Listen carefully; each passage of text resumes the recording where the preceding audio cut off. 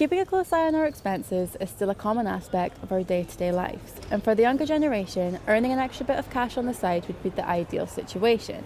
In particular, students are trying to balance their expenses whilst living their university lifestyle. We have spoken to some students in Edinburgh to talk to them about their side hustles and how they make a little bit of extra money on the side whilst balancing their studies.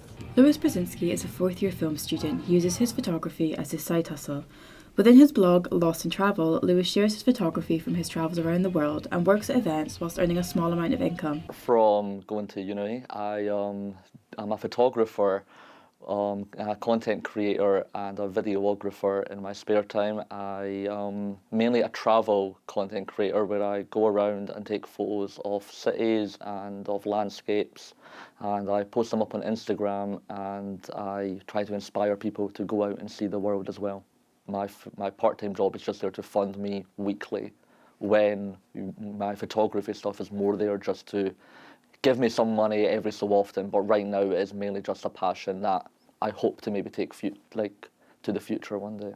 So it's just trying to get the time management there for it all, as well as going to work, and just trying to find that perfect balance. It can be quite tough, but you've just got to try to be quite critical on yourself. Ciaran balances his studies with his side hustle as a drummer within his band. Ciaran shared with us that music is what he wants to do and that going to university can sometimes feel too much due to pressures within society. It's very tricky managing those late nights, long nights with lots of heavy lifting, lots of carrying equipment, lots of noise, lots of things like that, and then trying to think you got to get up at 9 o'clock the next day and go to a class, or you got to do work, uni work.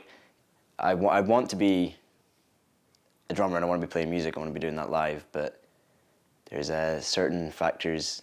Feels like society a lot of the time makes you feel like you have to go to uni, you have to study something, you have to do that, and that's the only correct way to do things.